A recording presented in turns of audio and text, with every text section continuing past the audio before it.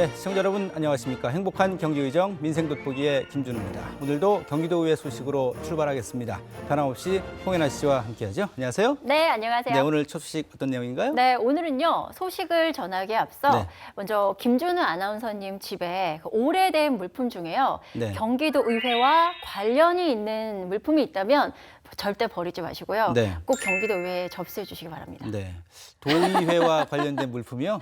네. 혹시 있으실 것 같은데요? 글쎄요, 제가 지금 이 프로그램을 꽤 오래 하긴 했습니다만 네.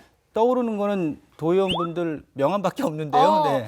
그것도 또 가능할 수 있을 것 같습니다. 예를 들어서 첫 번째 초선이실 때 명함, 네네. 또 재선일 때 명함. 네네. 네, 제가 여쭤본 이유가 뭐냐면요.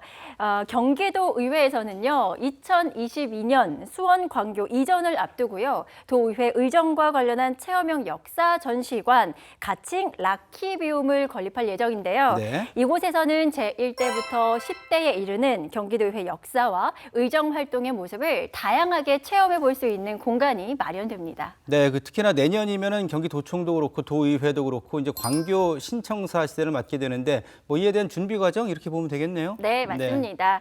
라키비움은요, 아카이브, 의정지원 정보센터, 의정체험관 등 총 6개의 공간으로 구성될 예정인데요.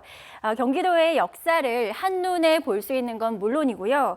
인공지능과 첨단 정보통신 기술을 활용해서 본 회의를 체험할 수 있는 융복합 공간으로 마련될 계획입니다. 네. 새롭게 건립되고 있는 경기도의회의 신청사 역사 전시관에 도민 여러분들께서 오랫동안 보관하셨던 물품들이 전시된다면 그 의미는 더 깊겠죠? 네.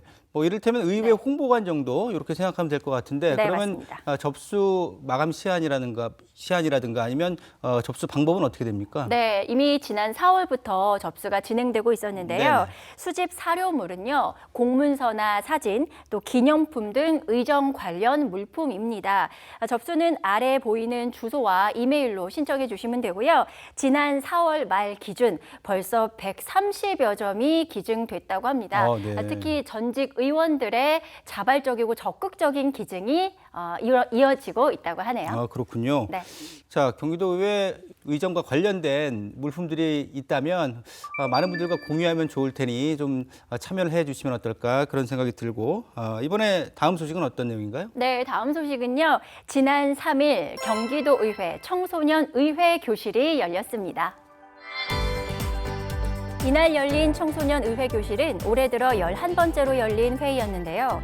의회 본회의장에 참석한 장현국 의장과 개별 가정에서 각각 온라인으로 참여한 수원의 한 중학교 학생들이 함께했습니다.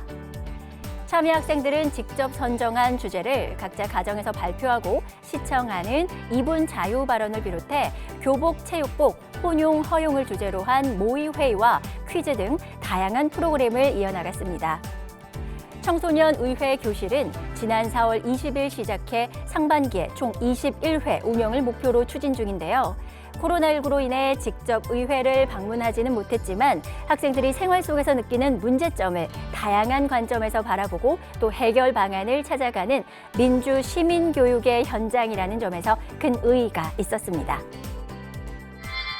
네, 온라인이긴 하지만 학생들이 이 도의회에서 의회 체험을 모의로 해본다는 것 상당히 의미가 있을 것 같고 뭐 이런 체험을 통해서 이 가운데 도의원이 나올 수도 있는 거니까 좀 지켜보는 그런 기분도 있을 것 같습니다. 그야말로 일일 도의원이 되는 그런 체험을 한 것 같은데요.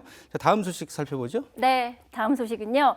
경기도의회 최첨단 정보통신기술 ICT를 활용해서 의정 포털 시스템 구축 현황과 또 향후 추진 방안에 대해서 논의한 소식 전해드리겠습니다. 네, 의정 포털 시스템 일단 체계적으로 전산화시킨다 그렇게 이해는 되는데 좀 더 구체적으로 풀어서 한번 설명을 해주실까요? 네, 의정 포털 시스템은요, 의정 자료를 전자화해서 전산망으로 관리하면서 온라인 속에서도 효율적으로 업무 능력을 수행할 수 있도록 도와주는 의정 활동 지원 체계를 말하는데요. 이런 의정 포털 시스템을 구축하면 포스트 코로나 시대에 걸맞게 또 신청사 이전에 걸맞는 비대면 업무 체계를 갖출 수 있게 됩니다. 경기도의회는 오는 11월 1, 2단계 구축 사업을 모두 마무리하고 의정 포털 시스템을 개시한다고 합니다. 네, 정부에서 추진하는 디지털 뉴딜 정책과도 일맥상통한다 이런 생각이 드는데 이제는 코로나19로 인해서 비대면 업무 체계가 좀 일상화되지 않았나 그런 생각이 드네요. 자, 지금까지 경기도의회 다양한 소식 홍연아 씨와 함께 살펴봤습니다. 수고 많았습니다. 고맙습니다. 네.